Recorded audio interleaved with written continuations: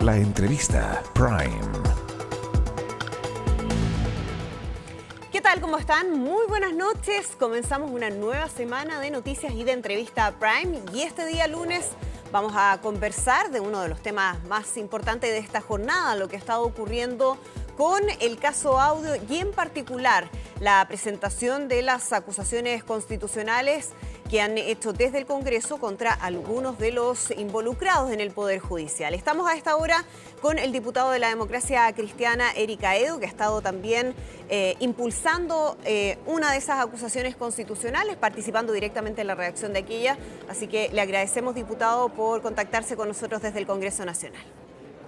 Hola, ¿cómo estás, Andrea? Un gusto saludarte. Igualmente. Diputado, partamos un poco aclarando lo que ocurrió durante esta tarde en el Congreso, porque ya desde la semana, digamos, previa al 18, se había hecho este anuncio respecto a acusaciones constitucionales contra ministros de la Corte Suprema o quienes hayan estado involucrados, ¿no?, en el caso Audio de una u otra forma. O también, y eso es lo que también tenemos que explicar, con otros cuestionamientos que surgen a partir de lo que se está planteando en este caso. Expliquemos entonces cómo se presentan estas acusaciones constitucionales y después entramos de lleno ya en el terreno.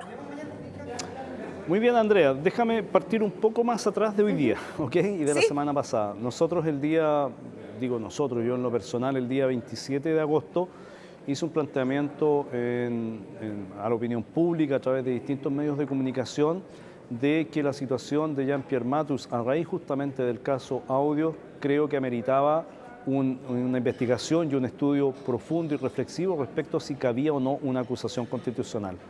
Decirte y recordar que cuando planteé esto el 27 de agosto, mucha gente dijo, oye, esto nada que ver, esto no corresponde, los ministros de la Corte Suprema son prácticamente intocables y esto es una idea muy peregrina que no tiene mucho asidero y fuerza hacia el futuro. Y mira lo que estamos hoy día, 23 de septiembre. Todo el espectro político en general ha planteado acusaciones constitucionales, en este caso a personas ligadas directamente al tema Audio, esto es Ángela Vivanco y Jean-Pierre Matus, y obviamente también Chile Vamos o la derecha, ¿no es cierto?, la UDI, Renovación Nacional y Evópoli, han incorporado al ministro Muñoz, Sergio Muñoz, que no es parte del tema Audio, sino que ha sido una definición que ha planteado Chile Vamos por aparentemente, ¿no es cierto?, tener uso de información privilegiada que habría transmitido a su hija para evitar, digamos, un daño patrimonial a raíz de algunas compras de departamentos. Eso es lo que vamos a conocer con mucho más detalle una vez que podamos leer también esas acusaciones constitucionales que presentó Chile Vamos. Exactamente. En el caso de, partamos por el que quizás podría ser, o a todas luces es el caso más grave, porque ya hay una suspensión, que es el caso de la ministra de la Corte Suprema, Ángela Vivanco, está suspendida de sus funciones, se abrió un cuaderno de remoción, hay una investigación a cargo de la Fiscalía de los Lagos por presuntos delitos, ¿no?, cometidos en este contexto. El caso de Ángela Vivanco, a su parecer, y entendiendo que el oficialismo está respaldando esta acusación constitucional y en paralelo la oposición también lo hace a través de su propia acción, ¿a usted le parece que es el caso más grave, que en el fondo hay pocas dudas de que vaya a avanzar? Creo que el caso de Ángela Vivanco es un caso de una brutalidad tan evidente que distintos sectores políticos han presentado una acusación constitucional. Solo decir que la acusación constitucional contra Ángela Vivanco que ha presentado el oficialismo y que ha sido redactada por el Partido Socialista cuenta con el respaldo de la Democracia Cristiana y hemos firmado también esa acusación constitucional. Pero lo de Ángela Vivanco, perdona que insista en este término, es de una brutalidad tan grande que creo que para la propia opinión pública queda en evidencia la imposibilidad de que Ángela Vivanco siga siendo ministra de la Corte Suprema.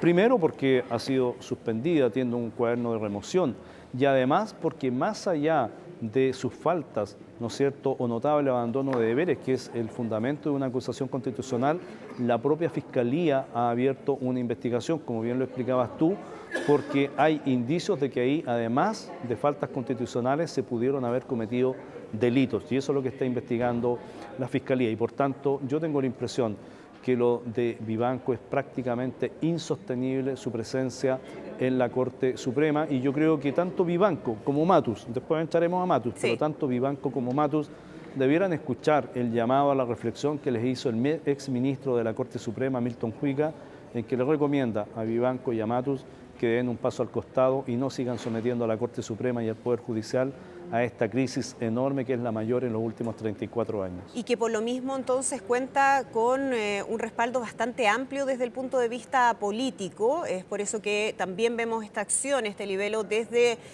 la oposición, incluso con una postura bien dura de parte de Renovación Nacional. Recordemos que Ángela Vivanco fue militante, tiene una relación con ese sector. Sin embargo, a estas alturas parece que los antecedentes son demasiado contundentes. Ya no solo tiene que ver con llamados o tráfico de influencias que uno podría decir para el nombramiento de jueces o de fiscales, sino que ya directamente para intervenir en fallos a favor de ciertas posiciones.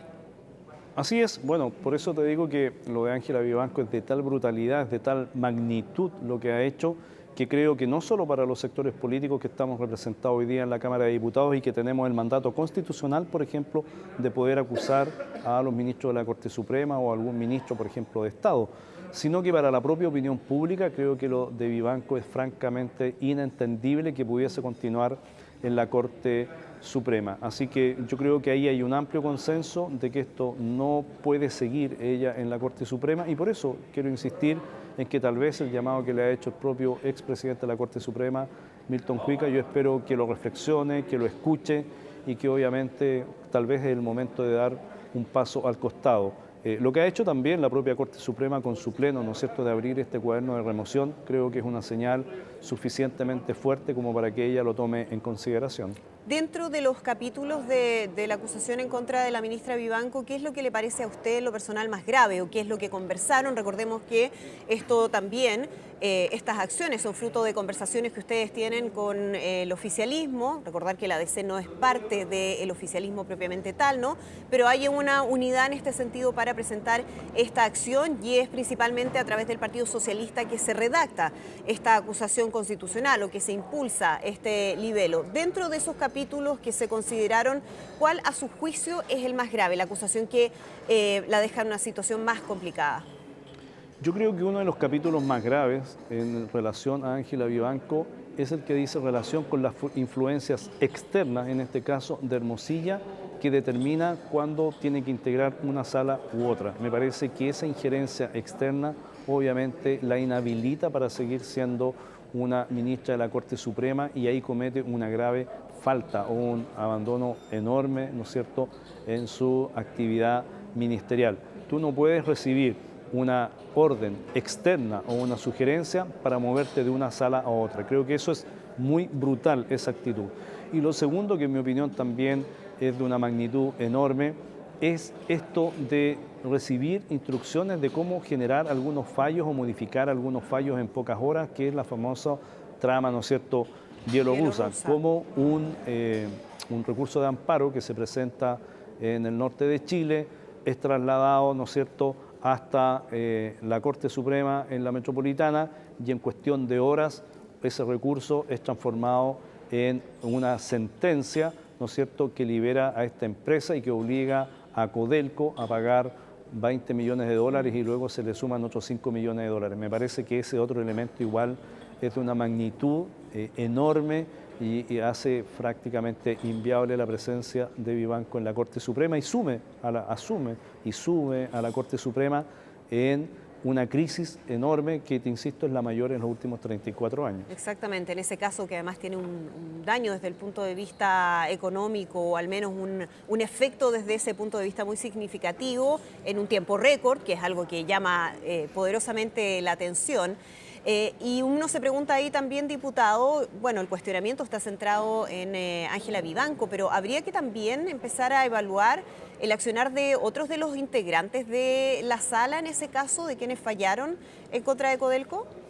O sea, esa es una discusión que está abierta, y yo espero que esto, en la medida que avance, vamos a ver si toca también a otros ministros de la Corte Suprema. Pero yo creo que en toda crisis, y esta es la mayor crisis del Poder Judicial, insisto, en los últimos 34 años, son crisis a los que también hay que tener una responsabilidad política y que esta crisis también sea conducida, es decir, que también tenga borde. O sea, sería irracional de parte de toda la Cámara de Diputados de que nosotros vamos a salir a sacar a todos los ministros o ministras de la Corte Suprema. Eso me parece que está fuera de lugar y eso no ayuda a resolver la crisis, simplemente la profundizaría. Pero obviamente que vamos a estar atentos a si hay otros elementos que involucren a otros ministros y ministras de la Corte Suprema, pero hasta acá nosotros hemos tomado plena conciencia de que esta crisis, al menos en el caso de Vivanco y Matus, hay que avanzar y por eso presentamos estas acusaciones constitucionales y en eso Chile Vamos coincide respecto de Vivanco y han incorporado al ministro Sergio Muñoz y nosotros vamos a estudiar también esos antecedentes y esa acusación para hacernos una convicción de sea apoyar o no apoyar esa acusación constitucional. Hablemos del nivel entonces acusatorio en contra de Jean-Pierre Matus. Usted decía, usted empieza a impulsar esta acusación o los cuestionamientos en contra de este ministro desde bastante tiempo atrás. A propósito también de su relación con Luis Hermosilla y de información que él entregó y que resultó siendo cuestionada a propósito justamente de estos WhatsApp y estas conversaciones que hemos ido conociendo, ¿no?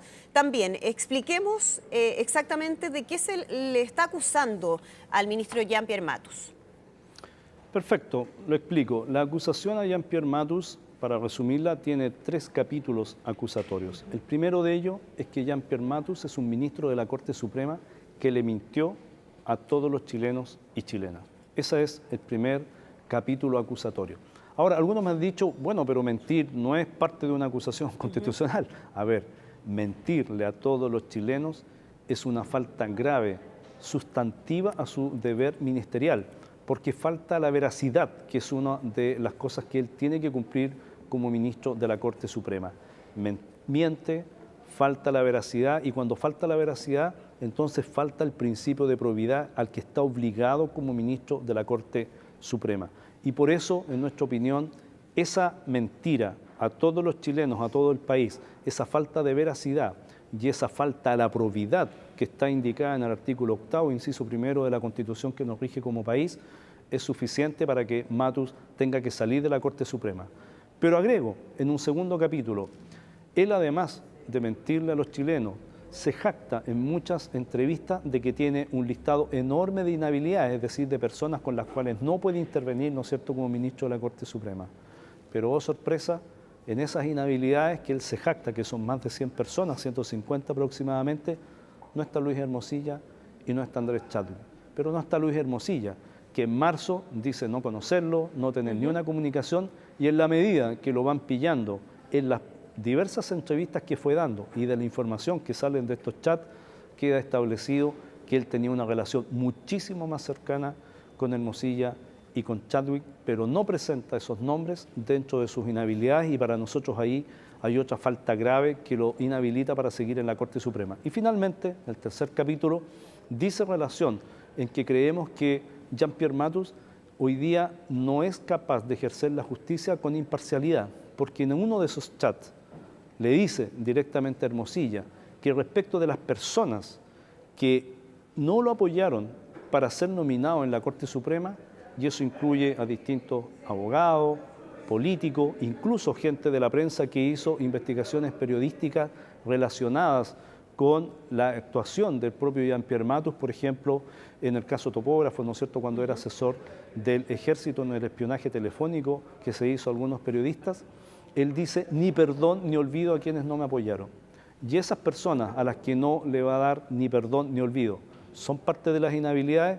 Yo te puedo decir que al menos algunos de los periodistas que hicieron esas investigaciones no están en el listado de inhabilidades y por tanto creo que ha perdido la capacidad para aplicar justicia con imparcialidad, y esos son los 3 capítulos que nosotros estamos convencidos de que hacen inviable la presencia de Matus en la Corte Suprema, y que mientras permanezca en la Corte Suprema, de esta crisis el Poder Judicial no va a salir. Déjeme preguntarle sobre uno de esos puntos, porque el ministro Jean-Pierre Matus ha salido, como decía usted, a a dar alguna entrevista tratando de explicar esos cuestionamientos que se le hacen a propósito de esos chats que según él no existían. Él decía que no tenía esas conversaciones y posteriormente queda en evidencia que sí. Él cuando se le pregunta decía que en realidad tenía que ver con un tiempo, prácticamente con un tiempo verbal, que si le hubiesen preguntado en pasado él lo hubiese reconocido, pero era como en presente, entonces él dice que en ese momento no lo tenía, en fin. Pero su abogado además, que es Luciano Fuyú, insiste en que conocía a Luis Hermosilla, que tuvo conversaciones de carácter académico, pero que el ministro Matus nunca solicitó directamente vía chat una ayuda directa al abogado Luis Hermosilla. Dice que su cliente no recuerda los chats con él, que los celulares no registraban los chats, ya que fueron eliminados por el sistema, en fin.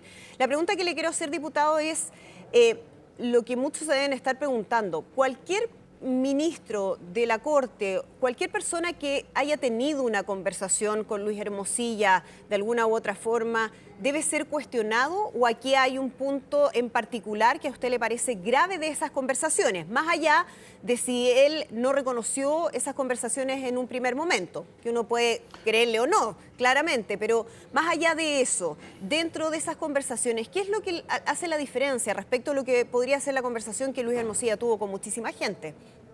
Que él tenía una relación estrecha con Luis Hermosilla. Y que él la niega. Eso. La negó en marzo, la siguió negando en otras entrevistas y en la medida que los propios periodistas en las distintas entrevistas le fueron sacando esta verdad, tuvo que ir cambiando de opinión. Pero mira lo que dice el abogado. Yo de Luciano Fuyú tengo una buena opinión, creo que es un buen abogado, pero que está defendiendo a Matus, que es una mala causa. Fíjate lo que dice, que es olvidadizo. O sea, tenemos un ministro de la Corte Suprema olvidadizo. ¿Eso le hace sentido a alguien? Matus mintió, porque fíjate que con Luis Hermosilla tenía una relación que era tan estrecha que él negó, por ejemplo, que hubiese sido un enlace o solo un enlace con este profesor alemán que participó de la defensa de Andrés Chadwick. Pero hoy día sabemos por esos chats que no solo actuó como enlace, dio las cuentas donde había que depositar los dineros, hacer las transferencias. Tú con alguien que solo tienes una relación de una cierta cercanía académica, no le envías chat diciendo ni perdón ni olvido frente a los que no me apoyaron, solo por darte un ejemplo. Entonces, me parece que es tan inverosímil. Esto que él se le olvidaron las cosas, no, yo creo que Jean-Pierre Matus le mintió al país y cuando le miente al país, daña el Estado de Derecho, daña la democracia y creo que tiene que dar un paso al costado y por eso hemos presentado esta acusación constitucional. Diputado, o sea, que a mí me traten, perdón, de convencer que esa mentira, que es faltar a la veracidad, a la que está obligado como ministro de la Corte Suprema, que está obligado y que cuando no lo cumple termina siendo una persona que falta a la probidad y por tanto actúa de una manera corrupta, no está en condiciones de ser ministro de la Suprema. Ahora, ¿usted cree que ese vínculo, esa relación cercana que tenía Jean-Pierre Matus era solo con Luis Hermosilla o también con el exministro Chadwick? Bueno, al parecer tenía una relación más cercana con el exministro Chadwick.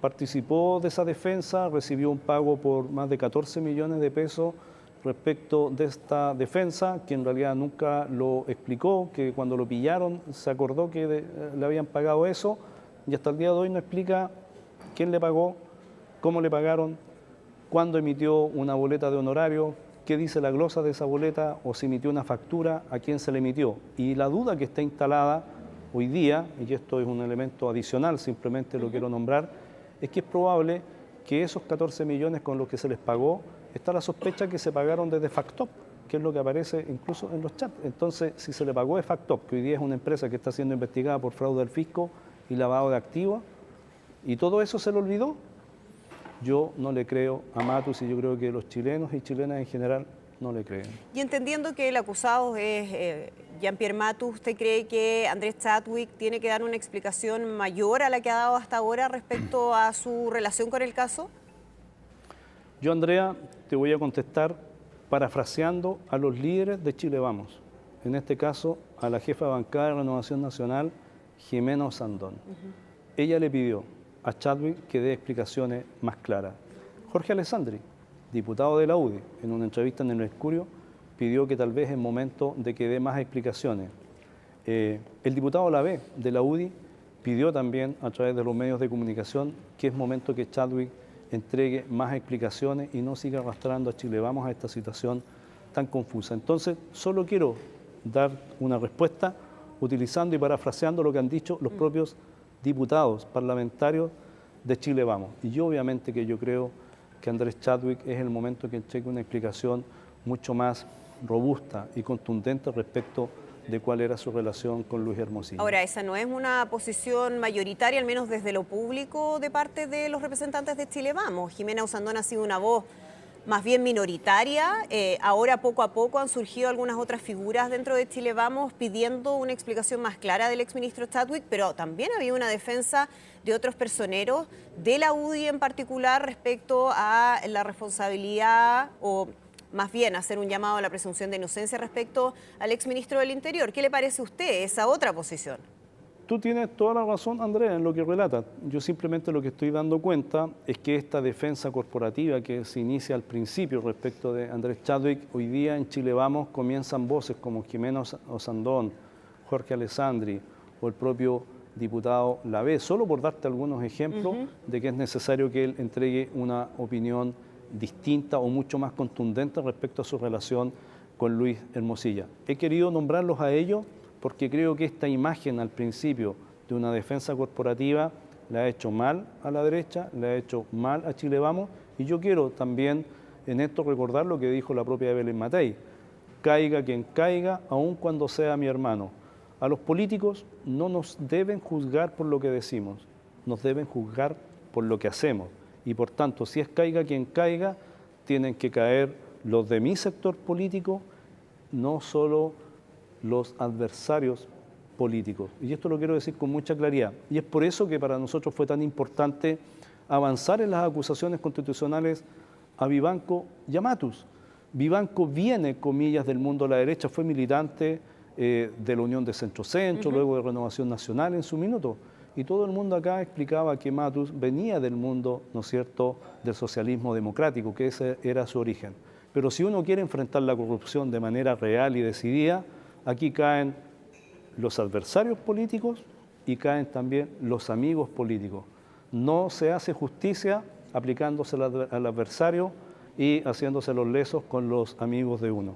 Creo que de eso se trata esta discusión de fondo que tenemos que tener para enfrentar la corrupción. Lo decíamos al inicio, el caso de Vivanco y de Matus están directamente relacionados al caso Audio, pero aquí hay una tercera acusación constitucional que se presenta desde Chile Vamos en contra del ministro Sergio Muñoz, que es por una situación distinta, ocurrida hace algunos años, y se lo acusa de notable abandono de deberes al anticipar un fallo que podría o que iba a tener efectos patrimoniales importantes respecto de su hija y no manifestar en ese caso la inhabilidad en una causa con interés patrimonial. Cuando se empieza a anunciar esta acusación constitucional en contra del ministro Muñoz, muchos plantearon que esto podía ser interpretado como una especie de empate desde el punto de vista político. ¿Cómo lo ve usted hoy? No, mira, yo he tratado en esto de actuar con mucha responsabilidad política y personal y hacer un trabajo reflexivo y de búsqueda de antecedentes. Y creo que el resto del mundo político que está acá está en esa misma actitud. Yo respecto del caso Muñoz voy a estudiar concienzudamente la acusación que ha presentado Chile Vamos. Yo hasta acá lo que sé de la situación de Muñoz es lo que apareció en reportajes públicos que han estado, ¿no es cierto?, siendo repetidos estos días. Pero obviamente si hay datos adicionales en esa presentación o si llego a la convicción que lo que hubo acá fue uso de información privilegiada para proteger o ayudar a uno de los tuyos, un familiar directo como una hija, y se utilizó información privilegiada para eso, obviamente creo que entonces están las condiciones para una acusación constitucional. Pero eso quiero conocer bien esa presentación que ha hecho Chile Vamos, que la presentó hace unas pocas horas atrás y que yo aún no he tenido la oportunidad de leer por razones evidentes que hemos estado todo el día abocados a hacer nuestras presentaciones, a terminar la acusación constitucional, ¿no es cierto?, que presentamos en contra de Vivanco y en contra de Matus. Ahora, pero diputado, voy a estudiar la acusación de Chile Vamos. entendiendo que efectivamente usted ahora tiene que revisar y estudiar esa tercera acusación constitucional, ¿no podría uno preguntarse por qué, desde el punto de vista del tiempo que ha transcurrido, se presenta ahora esa acusación constitucional y no se hizo hace algún tiempo atrás. Y ahí le insisto con el punto de vista de algún tipo de interpretación política que uno pueda hacer. Si aquí efectivamente se aprovechó también de pasar una cuenta que tiene que ver con otras motivaciones. O sea, yo no descarto ni uno de estas cosas, Andrea, y de verdad te lo digo con toda franqueza. Lo que sucede es que yo esa respuesta no estoy en condiciones de darla porque creo que eso le corresponde a la gente de Chile Vamos. Yo lo que sí te puedo responder es que yo por lo menos en la acusación constitucional que he llevado adelante, lo dije el 27 de agosto, dije que si llegaba una convicción jurídica y ética de que era necesario avanzar en esa acusación constitucional, lo iba a hacer. Llegué a esa convicción, lo anuncié, cuando anuncié que iba a presentar esta acusación, dije la fecha en que le iba a entregar, que es el 23 de septiembre. O sea, yo en esto he actuado con total transparencia, porque siento que he actuado con total transparencia y coherencia. Qué bueno que otros presentaron en esta misma fecha, ¿no es cierto?, las otras acusaciones constitucionales. Y si Chile Vamos quiere que esa acusación avance, o sea, viable y sea real, entonces creo que tiene que actuar de la misma manera y por eso creo que hay que conocer esa acusación, hay que estudiarla, hay que reflexionarla. Y yo espero que no estemos acá en la búsqueda de empate político, porque además a esta altura si hay tres, la verdad que no es un empate político, serían 2-1, ¿no? Dos que vienen, comillas, del mundo más a la izquierda y una sola que viene de la derecha. Entonces, por lo menos empate en los hechos hoy día no hay. Diputado Eric Aedo, muchísimas gracias por conversar con nosotros esta noche. Muchas gracias, Andrea, que esté muy bien. Nosotros despedimos esta edición de la entrevista Prime. Muchísimas gracias por acompañarnos y los dejamos siempre invitados a continuar informándose a través de nuestro canal Mega Noticias Ahora. Que esté muy bien.